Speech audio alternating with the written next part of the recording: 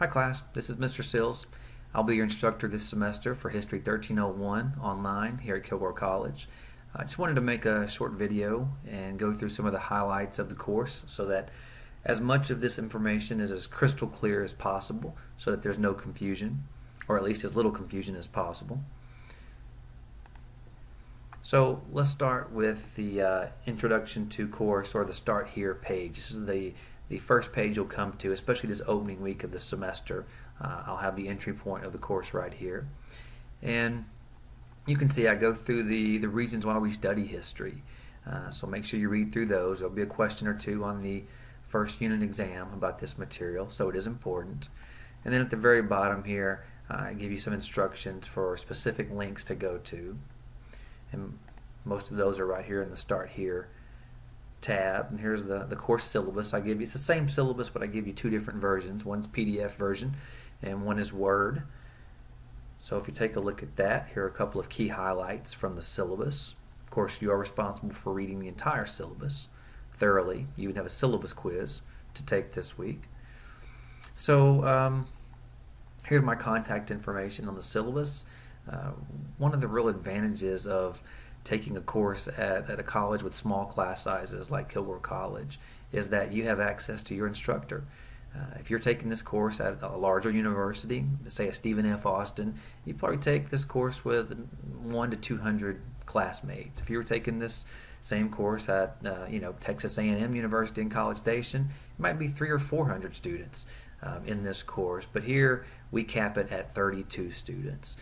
So please take advantage of the fact that you can reach out to me. You can stop by my office. You can Skype me. You can email me. You can call me on my office phone, and we can talk about this material.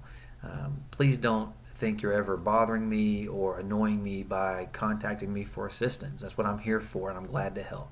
So please take advantage of that. I do go through and explain the email policy for the college. Make sure you use your Kilgore College email account. That's where I'll be posting announcements and sending those as copies of those announcements through the email. And if you're not checking your Kilgore College email account, then you won't get those messages. If I email you specifically as a student, not just the entire class, but just to you, I will send it to the KC email address. So please make sure you check that regularly. And then here's some information about Skype. If you'd like to do some online messaging or even phone calls or video conferences, we can use Skype as well. Okay, educational materials. You will absolutely 100% positively need the textbook, which is entitled Exploring American Histories, and you can see it right here under this list of educational materials that are required. And this is a Kilgore College customized edition, so please make sure you get this specific edition of the textbook. And besides that, you'll also need access to the textbook's interactive website, which is called Launchpad, because we will be taking these learning curve activity quizzes. There'll be about 12 of those throughout the semester, so approximately one per week is what you'll be doing. So you'll need the textbook and access to the textbook website known as Launchpad. And as I say here in these paragraphs underneath, I explained to you there are several ways you can get this material. You can go to the KC bookstore and you can buy it brand new for $105. It's a hard copy of the textbook. You can buy a used copy. I haven't checked the used copy prices, but I would expect they're probably in the $75 range. And please, it's very important, if you buy a physical copy of the textbook, okay, if it's brand new, it will come shrink wrapped with an access code to the Launchpad website. Make sure when you unwrap it that you open the inside cover of the book and you pull that card out and you keep it. You will need that code to get into Launchpad. If you buy a used copy of the textbook at the bookstore, then you will have to buy a standalone access card that will cost you additional money, and that will be how you get into Launchpad. Or, as you can see right here in this next paragraph, you can go online to this website right here, Macmillan Publishing website, and you can purchase an electronic version of this textbook for $73.99. And you have access to that book for 2 years from the date that you purchase it. And along with that electronic version of the textbook, you will have access to Launchpad as well. Okay? It's just important that everyone understands, though, if you haven't taken 1302 American History at Kilgore College, you will use this very same textbook, and so you will only have 2 years from the time you purchase this book to complete both 1301 and 1302 before you lose access to that online electronic book. So make sure you keep that in mind. Here's how we'll determine your course grade. 50% of your course grade will come from 3 major unit exams, which this information here explains. You have to have those 3 major exams proctored. There are several options for how to get that done this semester. And by the way, this material for the course exams comes almost exclusively from textbook reading assignments. I cannot emphasize enough to you how important it is that you actually read the assigned textbook pages. Don't try to take the study guides that I provide and go to Google or go to other websites and look up the vocabulary terms or answers to the questions. You will fail miserably on the exams if you don't use the textbook. That's the material that I look at to create the exam questions. So please use the textbook. Read it as assigned. All right, so 50% of your grade comes from the 3 major unit exams. 20% of your course grade comes from our discussion boards. Each week, along with an assigned reading from the textbook, you will also have a discussion board activity. And I will ask you some questions, give you some question prompts. Usually I'll have you analyze some primary sources that go along with the material in the textbook chapter. So, primary sources mean like eyewitness accounts. So it could be political cartoons, it could be memoirs or diaries or journals, paintings, all kinds of different primary sources. I'll have you guys analyze those, and then we'll discuss them as a class, and then sort of connect those sources and this topic that we're discussing for that week to current events of some kind, usually, or how it affects our modern day lives. The history research paper, which every history course at Kilgore College requires. This research paper is worth 15% of your course grade. And then the last 15% of your grade will come from learning curve activities, which learning curve are those interactive quizzes that you will be taking via the Launchpad textbook website. And the learning curve activities are important because they will test your comprehension of the assigned textbook reading. So it's important you understand the learning curve activities are meant to, again, assess how well you comprehended the assigned reading from the textbook. It's an all or nothing thing where you start out in the quiz, and you can go all the way through. You can even get hints if you want to. You could even go to the exact page in the electronic book. You can click the button; it will take you there. But I would encourage you, try not to use those kinds of hints. Try to read the assigned chapter, complete the study guide that I provide for you each week to go along with that chapter, and then try your best to do the learning curve quizzes without having to go and use the hints. And that way you can really test how well you comprehended the material. If you have to use the hints on a few questions, it's fine, but it does reduce the number of points that each question is worth. And so the way it works with learning curve, if you make it all the way through the quiz, no matter how long it takes you, make it all the way through the quiz, then you get 100 on it. If you don't make it all the way through the quiz, if you stop one question short of getting the minimum number of points required, then you get a 0 on it. But you can keep taking the questions until you finally make it to the point total you need. It's important that you understand that if you guess and you miss a lot of questions, then it takes you several steps backward. And so it's best to really take your time, find the correct answers, test your comprehension, and then move forward. And then those quizzes will not take nearly as long as they will if you're guessing and you go several steps backwards each time. All right, and I will have a current course average column in the Blackboard Gradebook online, but if you want to double check that average of yours, then here's how you can do that manually. Okay. All right, so those are the highlights of the course syllabus. And here are specific instructions for discussion board assignments, exam study guides, details for exams, that sort of thing. Please read through all that material. It tells you exactly what I expect on your discussion board posts, and how to prepare the exam study guides for the major unit exams and things of that nature. Here are instructions to create your Kilgore College email account and add it to your mobile phone even if you want to do that. It's very important. If you want to sign up for Skype, here's a link with explanations, instructions for how to do that.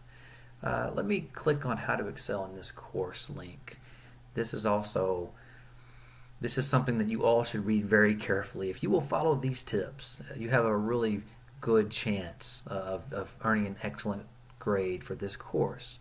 So number one, ask the instructor for assistance if you need it. Please, this is what I'm here for. I often have students that will come by the office, bring their study guides, or email me questions, or ask for an online video conference, or just call me on the office phone during office hours and ask, hey, Mr. Sills, I'm having trouble with these particular questions on this chapter. Here's what I think the answers are. Am I on the right track?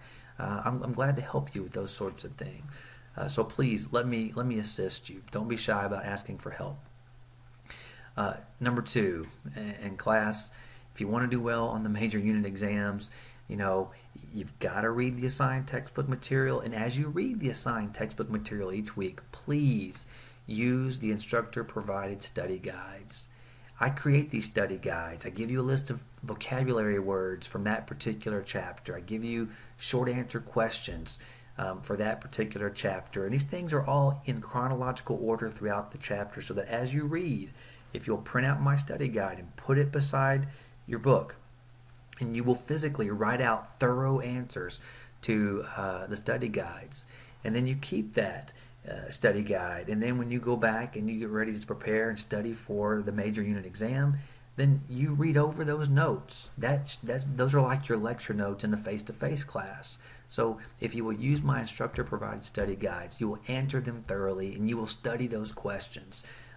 Covering up questions and seeing if you can explain the answers to yourself. Or even better, if you can find someone who will listen to you explain the answers. And if they make sense, then you probably do understand this course content. So please use the study guides. That is, again, reading the assigned textbook chapters and using the study guides, filling out the study guides, studying those answers. Those are the surefire ways to really do well on the exams. Third tip for how to excel in this course: read the instructor-provided commentaries. I provide for each assigned chapter you have to read in the textbook. I write several paragraphs. I call it a commentary, where I kind of tell you the key themes for that chapter, the overall, the main ideas, the big ideas. Please read that commentary before you go and read the chapter. Sometimes it's easy to get lost in the details of a 25-page chapter in a textbook. If you read my commentaries first, you'll have a big picture idea of what the main ideas are and what you're looking for, so you don't get lost in the details. And by the way, in my commentaries, I embed a link to a crash course video that's usually about an 8 to 10 minute video on YouTube, and it gives you a good overview in sort of animated fashion of what that chapter should be about. All right, and then a couple of other tips just for studying history. History is a story, so concentrate on finding the story, or the narrative as historians would call it, and then understanding that narrative. Dates matter, but order matters way more. In fact, class, I can assure you I will never ask you to memorize and regurgitate a specific date of an historical event on any of my exams. But chronological order, that sort of thing, yeah, you'll see some questions revolving around chronological order. Don't blow off the discussion board activities or the research paper assignment. I mean, that's 35% or so of your grade, 40% of your grade for those two sets of activities. Very, very important. Discussion board is also the place where we have instructor-student and student-student discussion. That's where our interaction takes place in this course. Okay, and last but not least, don't procrastinate. If you fail to read the textbook assignments each week as assigned and complete those study guides, and you try to wait until a day or two before the major exam to read 3 or 4 chapters and complete the study guides and then really comprehend and really get a good grasp of that material. That's like trying to drink water from a fire hydrant. It's too much, it's too fast, and it's almost impossible for most students to handle that much material that quickly. So please take this in bite-sized chunks. Read each week, complete the study guides each week, and that is your best way to make sure that you do well in this course. All right, so that's the Start Here tab. Calendar, assignment due dates. Every assignment for this semester is posted already, as you can see in the calendar. Here is today, the first day of the semester, Monday, January 14th. And by this Friday, as you can see, on January 18th, you have 2 assignments due. You must introduce yourself to the class on a form, and you must complete the quiz over introductory course material. So pretty easy first week here. But after that, the pace picks up, and basically it'll be the same rhythm almost every week. So on Wednesday of each week, you will have to read a chapter, assigned chapter from the textbook, complete a learning curve activity quiz, and then complete your first discussion board response to the discussion board questions. And then after you do that by midnight on Wednesday of that week, then by Friday, so you have 48 hours to go back and read the instructor's responses to the discussion board questions, read your classmates' responses to the discussion board questions, and then by Friday night at midnight, you have to post your second response. So you must post at least 2 responses to every discussion board. And it is important, class, that you wait until after midnight on Wednesday, but before midnight on Friday, to post your second response. This ensures that everyone in the class has a chance to read the assigned textbook chapter, do the study guide, post their first answers to the discussion board questions, and then everyone can come back and read those, and over the next 48 hours on Thursday and Friday, then they can respond to each other. And again, you can see that's kind of the same rhythm: Wednesday, Friday, Wednesday, Friday, Wednesday, Friday. And after a few weeks of doing that, as you can see, we'll have our unit number 1 exam. And that's kind of the basic rhythm of this course. All right, so that's calendar due dates. Over here under content, this is where the details of your assignments are. As you can see, I just posted the assignments for this week right now. Tomorrow or Wednesday at the latest, I will post your assignments that are due for next Wednesday and Friday of next week. So when you click here, you can select assignment details. This tells you specifically what's due by Friday, January 18th. And here is that form when you will introduce yourself to the class. And here is that quiz over introductory course material. And that will be a part of your course grade overall. It will count as one of your learning curve quiz activities. It will count in that category. And the introduce yourself to the class form response will count under discussion board activities. So these are graded assignments. All right, and there's tool links over here. You can browse through that. My grades, I will post your grades throughout the semester.